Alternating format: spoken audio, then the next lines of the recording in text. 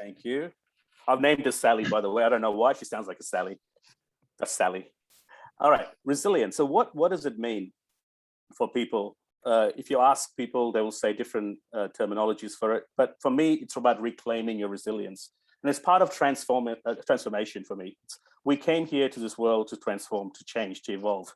So resilience is a part of that.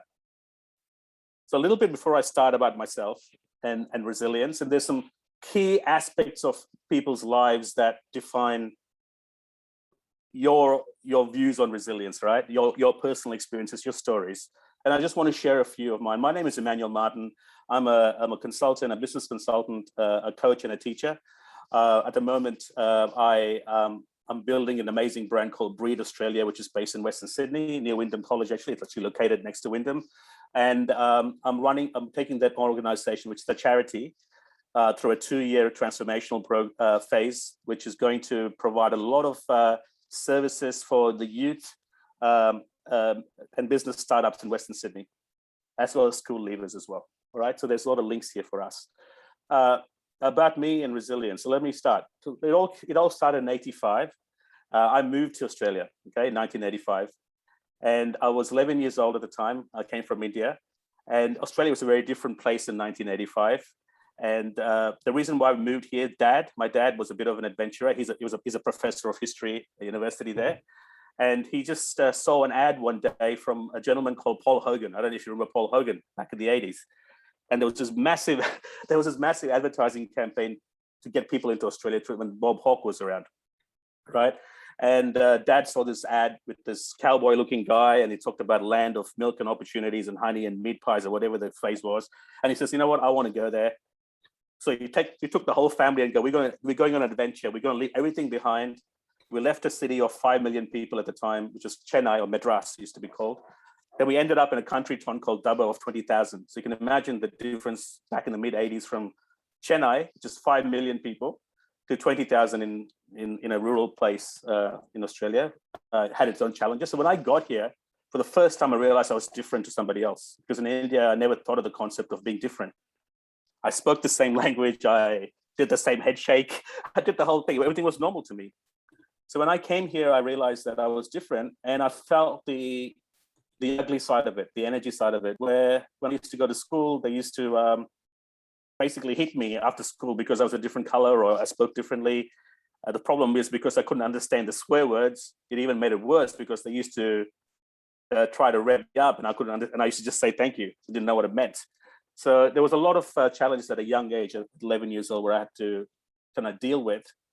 And I guess from me, the resilience there was that I had to acknowledge something. I had to acknowledge my story, and I had to acknowledge that it was a problem in the first place, almost like a loss. But then I had to connect very quickly and feel connected. I think human beings we were born to feel connected, right? We didn't come here to be isolated, and which is the problem right now. And I had to find a way to feel safe. And guess what I did?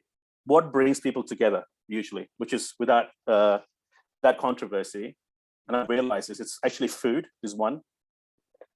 The other thing is sports. So as you know, India and Australia had one thing in common, which is cricket. And in Dubbo back there, the high school that I went to, Dubbo High, and I was in year 7 there, the coach said, oh, you're Indian, so I'm assuming you can play cricket, right? So typical stereotype. And I went, yeah, I wanted to connect. So I said yes, even though I wasn't very good at it. I just said, yeah, I can play cricket. And then the further thing was, well, you're Indian, so you really can't be a fast bowler. You're probably a spin bowler. And I said, yeah, I can spin the ball. So the story was I actually became very good at cricket. And I won people's trust and connection through sport. And I played cricket for over 25 years professionally as well in Blacktown region as well. So the first thing is we need to feel connected, and we have to find some common ground with others to actually move forward, right? That was my learning. Step back a few years after that, I'll come all the way to 1991, I think it was, when I finished school. And I came to Sydney in 1987. I've been a proud Westie since, okay, in this area. When I left school, I was only given 2 choices from my parents: bring an Indian from the Indian culture. Mum and Dad were very much about studies, and I was told that look, to go forward in life, you need to have either one of these 2 degrees. Okay, very stereotypical Indian way of thinking, either a doctor or an engineer. Well, Well, that's right, Gavin. That was all I had, a choice. But the thing is, I did not feel wired for either of those subjects. It just didn't turn me on at the time. So, but also out of respect to mum and dad, I actually enrolled in Western Sydney University in electrical engineering. Miserable time of it for 2 years. I still passed the exams, but I was so disillusioned by capacitors and resistors and transformers. And to be between you and me, young man, there was not enough women in the course to keep me interested. So I was lost. Well, we're all wired a certain way. We all have passions we're born with, and unless we follow them, we feel this dissolution of energy that is not serving us, which is a lot of people are feeling right now. So what did I do? I decided to follow my passion. I decided to be a bit of a rebel. I didn't tell my parents this, but I actually switched course to a business law degree, major in accounting at the same university, and I finished my 4-year degree in 2 years. But I didn't tell them till a week before I graduated. I was so scared, even though I was like older. Problem is, what they told me was that they never wanted to force me into anything. That's all they knew, right? So again, I've realized that life is about making choices and following your passion. And once you follow your passion, your resilience actually starts to build. The next step in my life that probably made me more resilient was I didn't have a good track record in love. Falling in love or maintaining relationships. So for me, falling in love was very complicated at the time. And I was engaged when I was very, very young. I was 21. That was something that I put my heart into somebody, and we went and chose the wedding cake. We got engaged. And as we were walking out of the wedding cake place, she said to me that, I don't think we can do this anymore. And I thought she meant the cake, but she actually meant the wedding. And I said, why is that? And she said, you love me too much. And I said, what do you mean I love you too much? She goes, well, my definition of love, because I've come from a background that I never had it, it's too intense and I just don't feel worthy.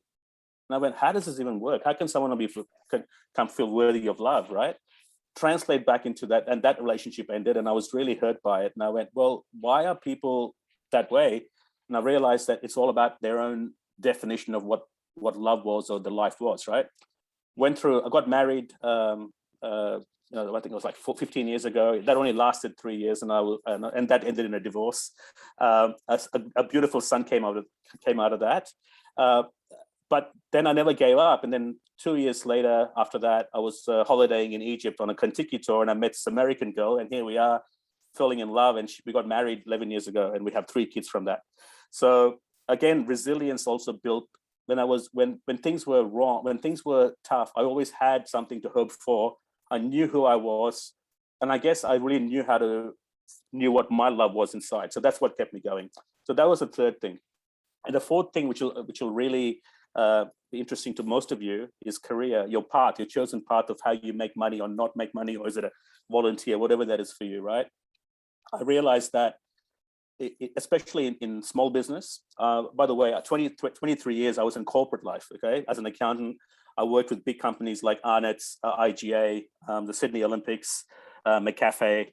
I've done all of that stuff, but mainly in strategy, business, partnerships, okay? But franchising, I went into a company called Gloria Jeans, as you know, one of the biggest franchises in this country. And when I went there, there's 500 stores owned by mums and dads. I realized after a month that 40% of the stores were in trouble. They were not making money, and the franchisor was still making money, which is me, by the way. I was working for the franchisor, but these poor people were working 70 hours a week. They were struggling, making less than 5% return to pay their loans off. So think about it. And I was saying, there must be something not right.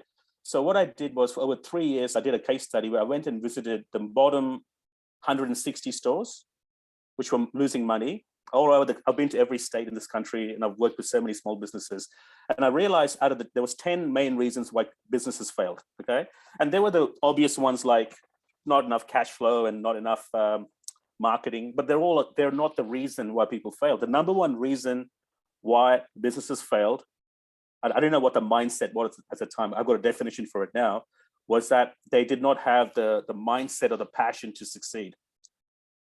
They took their external world and used the energies of the external world to feel what they felt inside, and it reflected in their numbers. If you know, it makes sense, right? So if you're not feeling good and things are tough, you fail to smile in front of the customer. You fail to see the light in the end of the tunnel. So I noticed that people that were actually successful were people that were in high competition areas. It wasn't like they were the only ones. They just were in love with what they did. And that gave me a clue. Based on that clue, I actually left corporate life 5 years ago. I just went, you know what, I could do something with this, because I feel like there's a gift I could provide to people, because I was coaching these people, right? Giving them the mindset to come and bring it back. And I started my consulting agency 5 years ago, and I'm still loving it. I teach. So what I do now is I do a lot of teaching for, RTOs in Sydney, mainly overseas students, mainly from South America and Europe. I also manage Breed Australia, which I'll talk to you about. And I'm also a coach and mentor a lot of other people as well. So in a nutshell, that's what's me. But I want to ask you guys a question, and I'm not asking you to give me an answer, because this is not what the session's about. But what is your purpose in life? What are you here to do? What is that? If I sum up Gavin or John as a brand, ultimately we all also have our own persona, right? What is that you offer the world? What is that superpower that you have? And each one of us do. And I'll tell you how I find mine. When I was in the last 20 years, there were common things that people said about me when I spoke to them. And it always came back to, hey, Manny or Emmanuel, they used to call me, or Manny. Emmy was the other word they used to call me. You're very inspiring. You're very passionate. You're very empathetic. And this was not just hearing from one person. I would hear it from multiple people across the globe. Even when I was working overseas in the US, there was this inspiring thing that came from people towards me. And I actually resonated with the energy. And I felt like that actually hits my soul. So the first part of the equation was solved.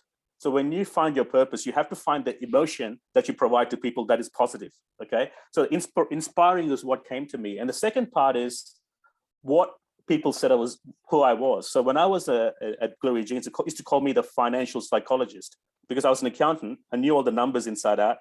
But psychology was that I used to be able to break, I used to get people close to people in about 10 minutes. They used to just open up to me, right? So I also realized that I did a lot of teaching, even when I was in corporate life. And ultimately, I was a teacher. So basically, I put it together and I went, you know what, I'm an inspired teacher. I'm an inspiring teacher. So we don't have to go and write these big statements about who you are, guys. It's just, what are the two words that describe you? Because that's where you find resilience. So is it inspiring? Is it passionate? Is it loving? Whatever that is for you, find something positive, and then use the service you provide as that you know you're good at. I'm not saying you can still, of course you can still learn from it, but put that together and create that kind of energy. And that's what brings your purposes, right? So in a nutshell, I did come up with my own purpose. This is what I say, is for me, the purpose was really to connect to a higher power, right? And I'm not saying religion here or anything, but I do believe there's a higher power of energy out there, right? And it gives me the wisdom and the inspiration, I think, and also the intuition to guide and teach others so that they can achieve their goals and dreams. Very simple for me. It took me 40 years to figure it out. But when I say it, I'm very emotional about it because it just connects with me. So the first step of resilience is actually find your purpose. And I'm not asking you to find it right now, because, I'm hoping you have something to write with, because you can just write these kind of insights that will come to you, and you can use that to move forward. So that's the first step. The second step is I want to acknowledge something right now. Each of you are geniuses, okay? And since I've finished corporate life, I've been doing a lot of research on neuroscience and the body, heart and the body. It's mainly the mind and the heart. But I want to give you some facts. Each one of you has all of this, okay? So you tick all of this. First of all, the brain is the center of your intelligence, okay? We all have a brain, correct? We acknowledge that. Otherwise, you wouldn't have turned up at 2:00. Well, it's subjective. People say that, well, your mind is subjective. You do have a brain, okay? The brain is the center of your intelligence. But the mind, I finally realized, is the brain in action. My definition of mindset is how your brain works. So your mindset is based on the way your brain works. Well, your brain processes 400 billion bits of information every second. True fact. They've done it through measurement. Guys, 400 billion bits of information every second is more powerful than a supercomputer out there. We just don't use enough of it. But you're only aware of around 2,000 bits, right? The time, the environment, the body, how it feels. This is what we're aware of consciously. But there's a lot of stuff going on the outside. There's an intelligence that lives within us that keeps us going when we're sleeping. Like you didn't, when you go to sleep, John, you don't say, hey, keep my heart turned on for the next 6 hours, I'll come back to you. It continues on without us giving commands to it, right? The same intelligence literally pumps about 380 liters of blood in your heart every hour. I don't know if you acknowledge that, acknowledge it and be grateful for it. Well, an average lifetime of a human being, your heart beats 3 billion times without you actually coercing it. It just does it because it loves you. All right.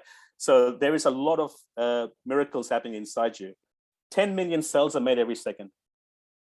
Of course, many cells also die, but there's 100 trillion cells in your body. And guess what? There's 100,000 chemical reactions per second happening inside you right now, starting from your limbic brain all the way down to your spine. All right. So I get goosebumps. You guys are geniuses. All of us, we are 6 years old, 60 years old, 80, I don't care. We're all born innately as very powerful human beings. If I took your DNA in your body, and each cell, by the way, can stretch it out, is about 6 meters of DNA. You can take it back to the sun, back to Earth 150 times. Okay, from your DNA that you have.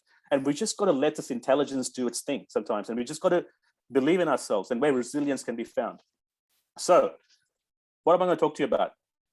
You guys probably know about this, but conscious mind is where you're living at right now, right? You're living at the time right now. You're looking at me, you're looking at my screen, I'm looking at what John's wearing. I can see Gavin in front of me. I can see Julianne smiling. That's conscious. It's only about 20%, about a fifth of your brain size. The brain weight is your conscious mind. It's your free will. This is where you can decide, I want to wear red tomorrow, or I want to follow this politician or not, or I believe in this theory or not. That's your choice, right? It's your conscious mind. It can set goals, but it can also accept what you think is truth and what's not compared to everybody else, because you have the choice here, right? It's short-term memory. It's very much about 1 to 3 events at a time. Well, women will say men can't do more than one thing at a time. I'm just going to not make any comments on that, but let the women win on that one, all right? So it's very short-term based. But here's where the beauty lies. Your subconscious mind is you. This is the inner software program you are running. And it predominantly makes up most of your brain. It controls up to 98% of your behavior automatically. And by the way, 80 to 85% of what we did yesterday, we do it automatically today. The same thing, same rituals from the time you woke up in the morning till you go to bed at night, right? So this mind is very, very quick. It's 1,000 times quicker than the conscious mind, and it's your long-term memory. By the way, every single memory you had since you were a little baby is stored in your body, okay? And sometimes we keep saying about resilience, and why I'm this way, why I'm this way. Well, it's a story we've built for ourselves based on the past, right? So just acknowledge that you're a genius. Okay, so I acknowledge you're a genius, and imagine, and yes, you have a brain, and you have 2 minds. So very quickly about Breed Australia, what I'm doing here. Breed Australia is a business that's been here around. It's a non-for-profit. It's been there since 1996. We help small businesses with incubator programs and shared co-working spaces in Narimba, Western Sydney. We have about 25 offices here of various sizes, and startups, sole traders use it. But the good thing about Breed is we're also a community where we offer coaching and mentoring, networking events and things like that. But it's ultimately a charity. And I've been involved with the brand for about 2 years now, and we're about to go through a transformational change. And part of what we're offering is talking about things that matter to people that care.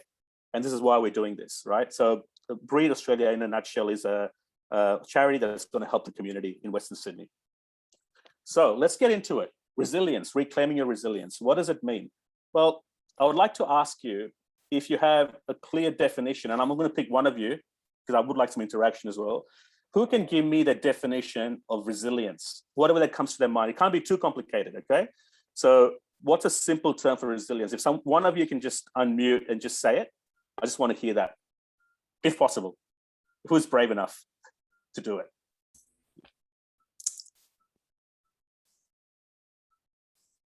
Okay. I'm happy to. Okay, thanks, Janet. Sorry, I joined in later. It was not letting me in earlier. I think it's having coping mechanisms, or to me, that's what it is, just being able to cope with day-to-day stuff that pops up. Fantastic, thank you. It's coping mechanisms with what pops up day to day, right? And I'm going to talk to you about the mechanisms and why you have certain mechanics today and why things pop up, the same things pop up mostly every day, right? There's a pattern to it, but that's a great way of putting it. But let's just say one more thing. We also have electrical impulses in our body, right? We are literally energy beings. So we can measure this through graphs and spectrum that we are based on energy, and everything around you moving through the universe is also energy. So let's acknowledge we're also almost like that light bulb, and depending on how much energy you have and how much battery space you have, will also show how brightly that the bulb will shine or how quickly it diminishes. But we are connected to infinite sources of energy if we really wanted to draw it that way. But let's just acknowledge first we're all energy, right? But what we feel energy is like, for me, energy is life. But think about the times when your energy is low. How is your day going when it happens that way? And when you're in a high state of energy, how do you feel? You usually feel alive, right? So what's controlling it? What's controlling your energy going from here to here or to here? And why does it always fluctuate, right? But that's the answer. The most common answer is because when I have a Mars bar or a sweet, I can have high energy. Well, it's a different type of energy, right? Not sustainable, but it comes from a different place. And that's what I want to talk to you about first. But let's go into this. Everyone lives in a house, all of you, right? You may have, some of you might rent it, some of you own it, and lucky ones might own multiple houses. But guess what? You also have what's called an emotional house. What's your emotional house? It's your house that nobody can see that lives inside you. Each of us has a house that's called the emotional house. And inside this, it's a subconscious house. It's where all your feelings, your stories, your life experiences, your secrets are stored. And this house is priceless because you can't measure it. Everyone gets to own one. So everyone's a homeowner in this case. And many of us live the quality of our life based on the quality of the emotional house. You guys get it? So it's something that's inside you that you're living by day, that will also reflect your outside world. So I want to ask you, what is your emotional house made up of? What are the feelings and thoughts on a predominant basis during the week that you're going through in this house that you've kept on, right? And if those emotions are more serving you or not serving you. And as you go through patterns of life, you'll know this, is that there'll be the same recurring patterns coming from your emotional house, right? You might say, I'm a very passionate person, so passion comes from there. But I have a fear of trust issues, could be one thing. But we have our stories written into this source. And I want to delve into this emotional house, not getting personal because that's your personal story, but I want to give you some ways to find this out and how resilience works from there. So the feelings, I mean, what you really are made up of feelings and stories, okay? But what makes it up for you? The question for you is, what feelings and stories make up your emotional house on a regular basis? What are the things that trigger you on a regular basis? What triggers you to get on social media, to post something? Because I know some of you are very passionate about certain causes here. Back in your own countries, back in your own communities, you're very passionate about certain things, and they're called values. And that comes from your emotional house. The question really for you is to ponder, what are the feelings and stories that make it up? Now, we all know that last year was difficult. And I never thought that this year would be also this way. At Breed, back 2 weeks prior to the lockdown, the latest lockdown, we were full. Finally, people were coming back to Breed and everybody was thriving. We were going to have a big party. We were going to invite the mayor. The whole thing was happening, and then the lockdown happened, right? But all of us go through this kind of phase of grief or loss, or a lockdown in this case. What's the first thing that happened last year when it happened?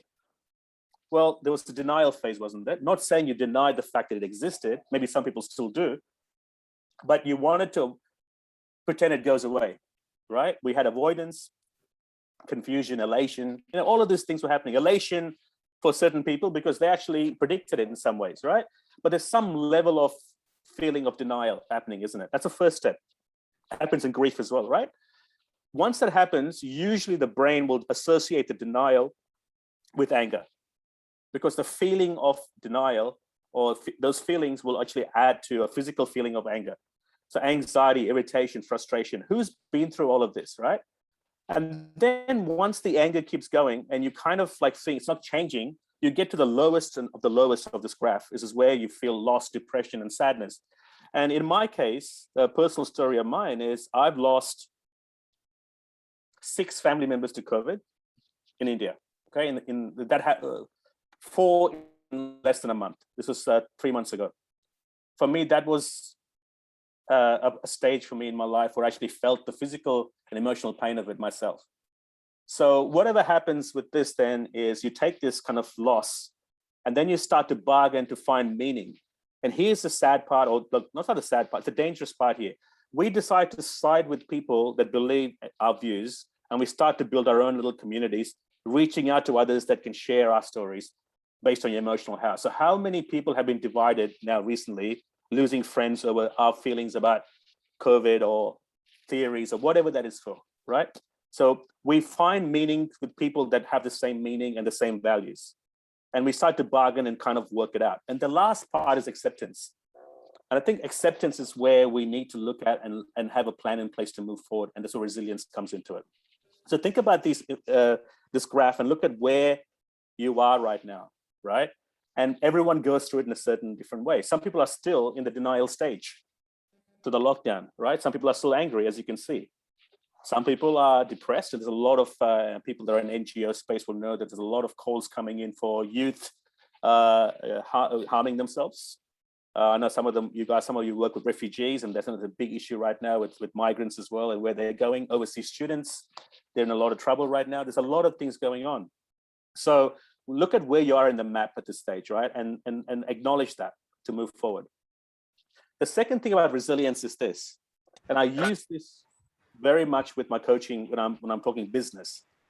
Guys, listen, if you have a goal and your goal is to, I'll just make the most common one, lose weight. It's very easy to say you're going to lose weight, correct? It only makes up 5% of the solution. You're not there yet because you chose that from your conscious mind. When you say you want to lose weight, as an example, every knowledge and every skill you've learned about losing weight comes into play, which is your plans. And then you may find some new strategies and some tactics. You may go to the gym, you may get a personal trainer, go on a diet, whatever you call it, will also happen. Then why is it that 70% of people that joined up in 1st of January for the New Year's resolution quit the gym after end of January? Why is 70% just leaving, right? Because you had the tactics, you knew what you wanted. How come they just didn't carry it through? Think about that in life, in any business or any adventure you've had or any project you've had. Well, because the majority of success or resilience comes from what you can't see. It's your habits, it's your beliefs, it's your way to overcome crisis when it happens. And this is hidden in your emotional house. The purple part is what you believe and sits in that house of yours. If that house doesn't have the right beliefs that's going to serve you, or the habits that's going to serve you, or how to become resilient when things are wrong, well, you won't get there because there are things there that is not helping your cause at all. And this subconscious energy that we have needs to be shifted in some way, right? So to get to a point from A to Z, you really have to get your emotional house, your subconscious in order for you to be there. Otherwise, you're just rehashing the same thing again and again, and nothing changes. We don't have the vision to do it. So why does it all work? Let me give an example. And I want you to think about this with me. Think about something you love, right? Don't say it, but just think about something you love. Just close your eyes if you have to, right? Just think about something or someone you love. When you think of that person or feeling or thing, well, don't you feel good if you love that person? If you just have that picture of that thing or person in front of you, you would definitely feel the same emotions as what your thoughts are, equal to that same level. So if you're finding a person, a child of yours, and you really love that child, well, you'll also feel love at the same time, would you not? Because you can't. It's part of neurology. What happens is when we think a certain thought, the same energy of emotions is felt. So love could be a loving feeling, hate could be a hating feeling, right? But then what happens is when we feel a certain way, our sympathetic nervous system the body starts to behave the same way we feel. So the thoughts lead to emotions and the way we feel, and our feelings lead to our actions outside the world. If we are doing things that are not serving us in our communities, and we're in a place of constant anger, the anger that comes out will also then bring out new thoughts of anger, and it becomes a vicious circle, and we get stuck into this day by day by day. You guys relate to this, right? So if you look at it from an equation perspective, unless you can change your thoughts and continue to nurture it to the end, we're going to be affected by the quality of our life. So really nurture your thoughts to make it what is something that's going to serve you, because the link is your thoughts will, of course, affect your feeling, will affect your behavior, and it's a constant circle. So shifting your thoughts is the first thing that we need to do in your personality. So what does it mean? Well, your personality, which is your house, creates your personal reality, is it not? Your personality creates your personal reality. Well, most people to control their life without changing themselves. You want the world to be a certain way, but then inside we haven't really acted or walked the path. So there's a misconnection, the disconnection between what you really want outside and what's going on for you inside. And when that happens, it's what's called stress, and all kinds of other things happen from there. So how do you become a new person, guys? I've just given you some clues. If you want to be resilient in the future, currently it's whatever time it is at the moment, here you are sitting here with a personality. And by the way, I'm sure you're very beautiful people. I'm not saying you have issues or anything, but your reality is currently now, isn't it? And it's based on everything that you thought, acted, and felt all your life. And that's what's called your personality and your state of being.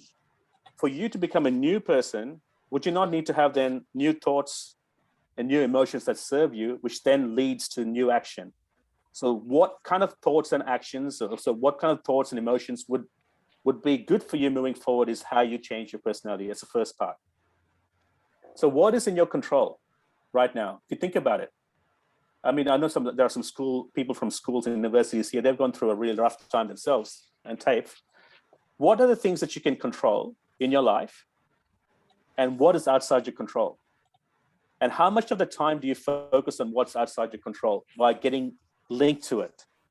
You can't affect the vaccination. Oh, well, I guess you can.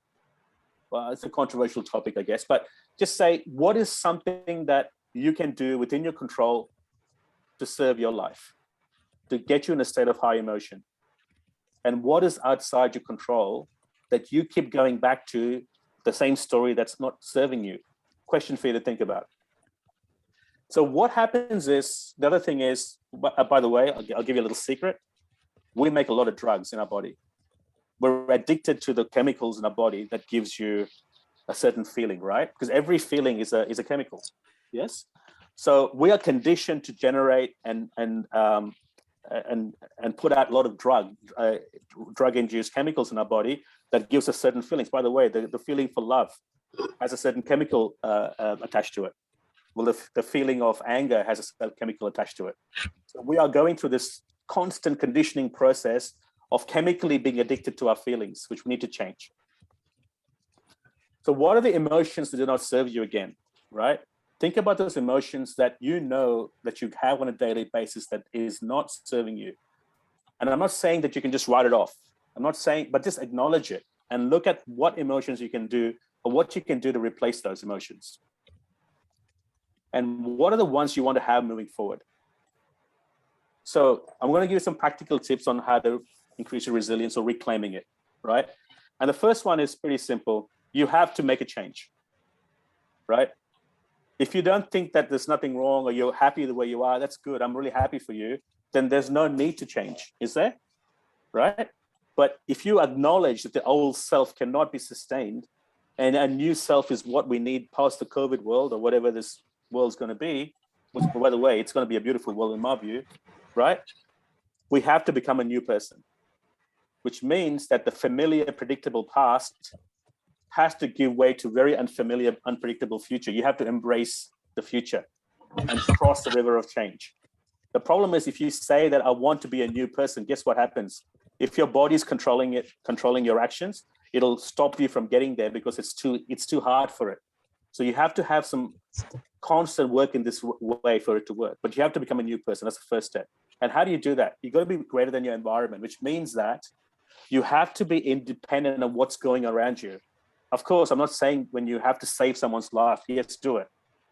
But I'm saying that you have to be independent of your environment and be greater than your environment. Whatever's going on around you, you have to find a way to get through that. You have to be greater than your body, which means your body, by the way, is very smart, especially your brain.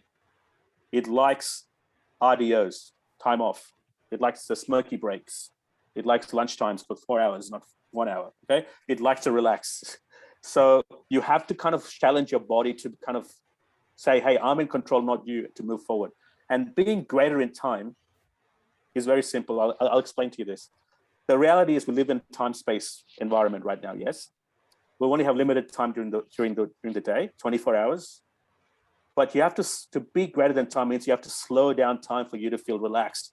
I do it through meditation personally, and that's not the topic I'm talking to you today, but that's the way I slow down time. So the 3 pillars of change. The first thing is your state, right? The second thing is your story and your strategies. Let me talk to you about state. What is state? It's not like New South Wales or Victoria. I'm talking about the state of your energy right now. You have to be in a higher state of energy for you to become more resilient. Is it not? Because higher energy leads to more resilience, more purpose, and more passion. And how do you change your state? Guys, posture, movement, and voice, okay? So posture is really about the way you sit and the way you come across with your body language. It's proven that if people that are depressed always slouch, but if you can feel like a superhero more during the day, you know how Superman stands. So, who are your favorite superheroes? They're not all slouching. They're feeling energy, right? Well, you have to do more of that, right? And the second thing is movement. 15 minutes minimum a day to walk, or just slow walking is good, but you got to keep your body running, moving, right? And the third part is voice. I won't go into it, but there's research done that the way you speak also affects your energy. If you speak in a lower tone of voice, the energy drops. But I'm not saying you yell and scream, but there's a way to do that as well. But the thing is, what is your story? We all keep saying these stories, right? When you get the news, they're all like, what happened? Well, when I was 11 years old, this happened to me. Yeah, of course, I acknowledge that. But because of that, I've had this. Or when I was, your stories hold you back. What is your old story? What are the stories we're selling from our emotional house that's stopping us from being who we are? What are the old beliefs that's got in your way, right? So what do you want your story to be? Because stories are very powerful. If you change your story, you can change your life. So let's come up with empowering reasons and stories for who we are to move forward. And the strategy is very simple, not very simple, but this is the steps for it, is, guys, this is a good time to actually set one small goal for yourselves when the lockdown happens, when it comes out of it. I think Northern Territory, you guys are lucky you don't have one, but we have it in New South Wales, Diana. So what precisely are you going to achieve in the future, right? But the questions you got to ask with this is like, what would that mean to you? See, these are all questions. When will you achieve this? But more importantly, why do you need to achieve this as well, right? But how would it change your life and your families? Never use a strategy with just saying, I want to do this and just leave it there. You need to keep asking questions after questions after questions. The other thing is thoughts. All of us have thoughts that are really, sometimes are not going to serve us, right? And one of the bigger ones as business people is like, I'm afraid. And I always get that. I'm always having problems. I don't think I know how to do this. These are all normal thoughts. But the more you reinforce those thoughts, the more the chemicals are created for you to feel the same way as your thoughts, and you act the same way. Then you wonder why I haven't made any sales. I haven't done what I'm meant to be doing. So the catch thought at the beginning is really important. But the thing is, when you have a negative thought, guys, and I did this wrong for many years. I used to pretty much say, I want to shut it down and think a new thought. It doesn't work because it's energy, right? You have to let that thought go past you for a while. I'm not saying days at a time. That's crazy. But I would literally just acknowledge the thought and I'll wait for it. It'll eventually pass, and I'll work out why I felt that. I knew what the thought was, and I will try and then go, okay, I acknowledge it, but that's not me. Here I move forward. And I've been practicing like a gym to start this loop where I can become more, reframe the problem to an opportunity. Okay, so very quickly about your brain. I'm a big believer. I love the brain, by the way, because you can learn so much from it. Essentially, what happens is this, okay? there's a part of your brain in the front. It's called the frontal lobe. Okay, and it's a part of the brain where it's a CEO. It's where everything happens, and this brain literally gives you the point of entry into your life. It's where it judges and tells you yes, no. I like black. I like white, red. Right. This is the single-minded thought comes through your frontal lobe, and then it goes into your emotional brain, which is where your feelings are stored. But the gatekeeper itself is your frontal lobe. So what happens is something like this. Think about any responses, right? So if I said to you, before I asked you what is resilience, and you answered me, but if I said what is compassion, what will happen is the compassion question will come to your frontal lobe, and then it goes and does a search, just like Google search, right? It goes into every neural network in your body to give you the answer on what compassion is. It'll either come up as a person's face or a thing or a name or a definition. All happens in literally seconds, right? But the whole body is talking. So what I'm saying is watch how your brain responds to certain things. So if you're saying, what is my view of certain things? The view will only come from what you know and what you've read, right? But acknowledge the fact that there's different alternatives out there and that you can change all of that as well. Now, the other thing is there's a connection between the brain and the heart. I don't know if you guys know, but the brain and heart are connected energetically. Well, the heart is where your desires come from. Everything that starts, anything that you want to fall in love with, anything, a passion that you have starts with your heart, your limbic brain, with your emotional brain. And then your brain says, the smart one, the front brain says, well, I either believe it or not, I can't do it. I don't know how to do it. You get it? But there has to be a connection between the heart and the brain. I always tell my students or people I speak to, don't just use one or the other. You've got to use both. Otherwise, you'll end up like what I did at university, did something that I wasn't really happy with at the beginning. My heart wasn't there. And that's when I was cohesive, I started to bloom as well. So that's one of the things.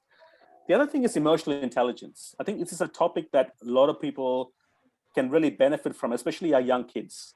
And I know more and more schools are doing it. And I'm sure that you must have heard of this term. When I was at school, I was judged with my IQ, okay? Back in the 80s or early 90s, was like, what's your IQ? You know, you're the coolest guy if you had the highest IQ. Well, I can tell you that I've worked with many people, actually millionaires as well. And a lot of them really didn't have high IQ. I don't understand. They were not actually that way inclined, but what they were very good at, great leaders are very good at mastering this emotional intelligence. And what does it mean? Well, emotional intelligence is how you perceive, use, and handle emotions, right? How do you manage emotions is pretty much what it is. And there's a science behind it as well. There's 4 parts to it, guys. I won't go through all of it. But basically what it is self-awareness. Understanding that, you know, how aware are you of your own feelings, right? How confident are you? Then it comes down to self-management, which is about self-control. How do you have, what control do you have of your life and your own emotions? How transparent are you? How adaptable you are? That's one side. The other side, which is very important, is social. Who's on Facebook and have lost friends recently? I've lost my Facebook of over 1,200 people in the last probably 3 months. I don't have anymore, okay? The world is changing, but social awareness is this. It's about having empathy for everybody else's thoughts, right? It's about not judging somebody. It's about respecting someone. All of these things is what's very important for us. At the same time, if you're a leader and you're managing groups, how do you become more inspirational as a leader is another part of the studies as well. Some of the things is emotional intelligence is about key listening, active listening. Listen before we speak, without talking before they finish. Building rapport, self-awareness, and using non-judgment. And one thing I would want to talk to you about is rapport. Rapport is so important for people to have. It's a way you can understand somebody else and them feeling comfortable about you. And there's some techniques you can learn from that as well. The number one thing that people build relationships with is through body language. It's been proven. It's not the way you speak, your accent. It's the way you come across to people physically and physiologically. It's from a sense of body language. And we need to master that as well. So one of the things I want to ask you is this. We need to ask more empowering questions to find our purpose, right? Here's some of them. Because when you ask questions, it triggers your brain, doesn't it? And your heart. So here's something I can think about to build your resilience. What is something I can do for someone else today? Just some examples, right? What is something I can do to add value to somebody's world today? Or what is something I can offer to some other people? Or anything just of value to people. And if you can find common answers for these and it feels good, that mission can be also found through this. The other thing is, notice your thoughts, like I said to you. I would definitely take notes over a week from now on what thoughts, feelings are predominantly in your emotional house, okay? And if that emotional house is not feeling good, your energy will be down. But look at success leaves clues, so does disasters leave clues as well. So look at those predominant thoughts and feelings for about a week. It takes about a week, day by day, and there'll be a common theme coming across the whole week, right? Notice how you act when you have those thoughts. What are you doing when it happens? Are you taking it out on somebody else? Are you retreating to yourself? Are you in denial? What is that? And actually write that down, right? But then you can actually use that to come up with new strategies, new ways of thinking to actually start to build your day and slowly come out of that loop. So how do you want your emotional house to be? Is a question for all of you. What is it about this house that is very sacred to you, by the way, that needs to be filled? What does it need to be filled with more than it is today? And how do you do that? But to do that, you have to acknowledge what isn't working first. Each of us are human beings. As you know, we're all geniuses. We already established that. You can't deny it. The only variable now is your thoughts. The quality of your thoughts is going to affect the quality of your life. So I want you to think about the list of, I want you to even consider it as a color, your favorite color of this house, which makes you feel happy, right? But what is inside that house? What is it? What are the feelings it's made up of? What are the, I'm a bit biased, but I think one of them should be gratitude. I'm not forcing this into your psyche, but this feeling of gratitude should really be something that us human beings can really focus on, because we have a roof over our head. I can tell you other countries don't have that. I've come from some of those. We have freedoms that other countries don't have. You know, you have to live there to find and experience it, you know? So I want you to think about your emotional house. What are those feelings that's going to serve you? And write them down bravely. And sometimes it'll also say that, oh, I don't deserve that. Yes, you do deserve it. Everything that you, in life, you deserve good things. So think about that. That's the first thing. And if you can create that picture of that, you will go a very, very long way towards building it, all right? So that's that. I'm so sorry, I've been speaking so quickly, and I want to get through this, and I want to show you what this is. And a new house leads to a new you. What is that brave new world where you want to see this? Guys, I have a lot of, around my house, I do a lot of images of the future that I have, and I actually use that to get new cars, new babies. I really believe in the power of visualization as well. Something to look forward to and imagining things, right? So just a little bit about Breed Australia. Look, we would love to partner with people. I'm sure, you know, TAFE, we're already doing some good work with TAFE. But if you know anybody that can, you know, with Breed, we have offices for very affordable rates in Sydney for startups in Western Sydney. Anybody around the Blacktown area, Penrith area would be ideally suited, okay? So we have some offices for startups. If you want anybody's interested, we can help them. Any collaboration on impact that your businesses or your company is doing or your organization is doing along the following. Anything that increases employment in this country, I'm interested in, okay? Anything that adds to jobs, and you feel like there's a project you want to involve us with, we can do it. Second thing is small business nurturing. If there's anything that we can do to help that sector, we're in it. We're in it to help. The third part is youth, I guess, transition to work from youth services, year 12 students, year 10 students, university students, pathways for employment. We want to collaborate on that project as well. We're also a charity, so you can donate and volunteer your time with us. You can become a member of Breed as well for $10 a year. It gives you access to some of our networking events. Get to say, you know, the board, you can elect a board as well.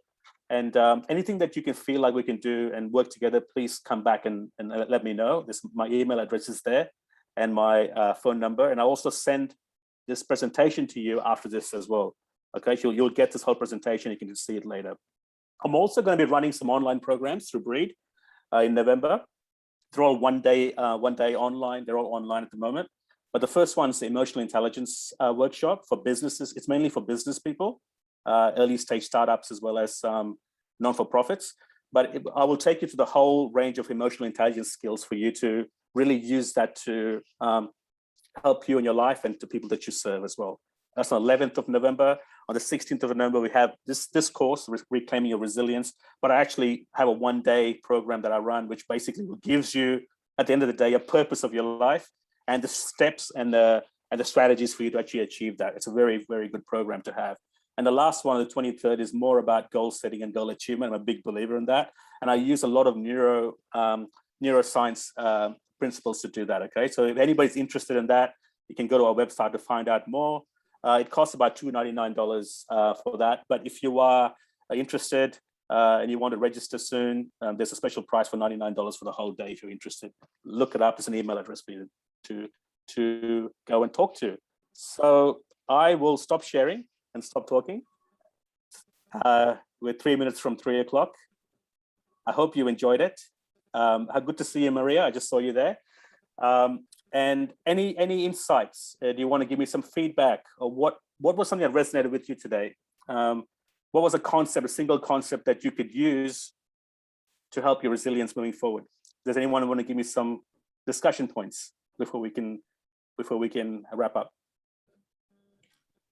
I really liked the part about the state and the energy and how improving your posture, movement, and voice. I haven't really heard that before. Like, I've heard that improving your energy, like people talk about bringing your energy levels up and having positive energy, but they don't really tell you how explicitly. Yeah. So even as you said that, I could see myself trying to sit up straighter. And interestingly, we have a builder working on a renovation at our house at the moment, and he's Swiss, from Switzerland, and he keeps telling all his apprentices to stand up straight and have good posture. So kind of linked in with what's happening in my world at the moment as well.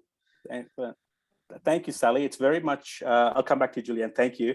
Sally, the way the energy flows in our body, it's literally just yin and yang. So if we can free the energy out through just relaxing, you get more energy around you. Very simple, right? And it's very powerful. So for me personally, when I go to like rock concerts or like any high energy events, because one side of me is meditation, but the other side is also high energy. I like both. I get results straight. I just get things happening in my life where it just happens without trying. It's just energy. Okay. Thank you, Kim. I really appreciate it. Julianne, you wanted to share something? Oh, I was just going to say, I really enjoyed the metaphor of the emotional house, because although I'm familiar with, a lot of these concepts, I really love that idea of the emotional house. And I think it is something that is easily understood. And it really makes a lot of sense. And then being able to visualize what you're putting in your house. And yeah, I think that's a great way. Thank you. Because that house is sacred for you, because it's your house. Nobody can touch it. The landlord can't come and grab this one. This is your soul, and you have to nurture this. It doesn't matter how old we are. It's a special spot we go back every time.